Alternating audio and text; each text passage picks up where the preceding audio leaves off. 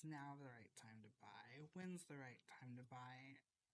And the question is people think that realtors always have an answer for this, and we wish that we had an answer for it, but the truth is we don't, because there's no right time to buy. The thing is what I can tell you is the number one thing is no matter if the economy is good or bad, people are still going to need to live in a house, right? Or a place to live. And what you really have to decide is what version of that is right for you. So, do you want to rent for the next foreseeable years, or do you want to buy? The thing is most people make that transition from renting to buying because they're tired of spending their money to pay someone else's mortgage when they can just pay their own. They're tired of not being able to do what they want with the property. And they're tired of not knowing how their landlord is going to act or do with the property that's out of their control, right? So, as a renter or a tenant, you don't have any say on what goes on with the property other than you pay your rent and they let you stay there, right? You don't have any control on if they want to raise rent, if you want to renew your lease. And in a bad economy, that's really scary because let's say next year your lease comes to renewal. What are your options? You have to leave and find a new place and hope that it's better than the place that you were already at. Or most times they raise the rent and you have to decide if you can afford that. The the the issue in the economy when it's bad is that you have no control over it. You and most people that are listening are going to have a 9 to 5 job. And most 9 to 5 jobs have an annual raise, which is not very much in most times. It could be $1 raise annually. And so $1 raise equates to $160 a month before taxes. So after taxes, you're looking at what, 130, and that's if you get $1 raise. So let's say you get the dollar raise and then you come into renewal for your lease and they raise it $100 a month. What are you really making extra after your pay increase, $30?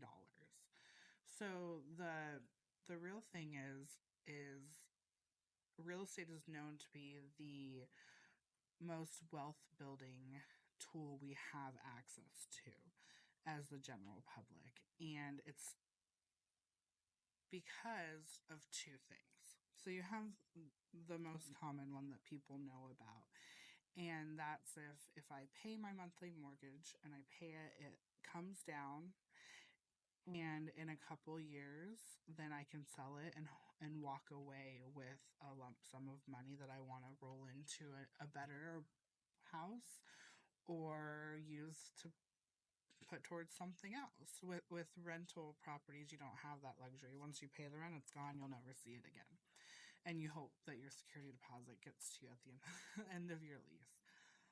But the other reason is because with a mortgage, you've committed to a set number, and when you get that annual raise, you can keep the full $130 a month, because just because your income goes up doesn't mean your cost of living has to, right?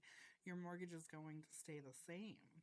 And so when you have the higher pay and you have the mortgage the same, your pay keeps going up, but your mortgage stays. Whereas a rental, annually, your pay is going up and your rent is going up, and you keep getting a smaller gap.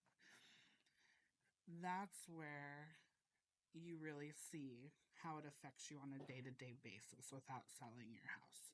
You affect it when you can pay for more things for your family to do, when you can go out to the movies, when you can put money towards retirement or savings. That's where you see the difference.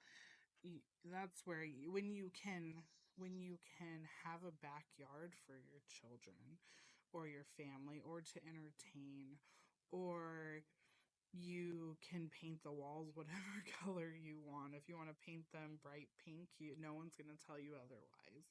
You can have whatever animals you want in your house. Those are what make people buy a house. Most times when I'm talking to my clients, they're not buying a house because of the financial gain.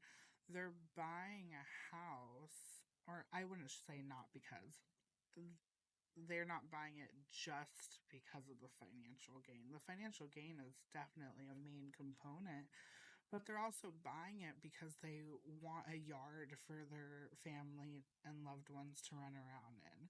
They want to be able to paint their bedroom whatever color they decide they love. They want to have stability and know that they can live there for as long as they want, and they can choose when they want to move and not have a landlord force them out when they decide to sell the property or get a tenant that's willing to pay more. Those are the reasons why people buy, not because of the economy. So if those appeal to you, and those are the dreams that you're trying to make happen, my team and I have the ability to make them happen for you.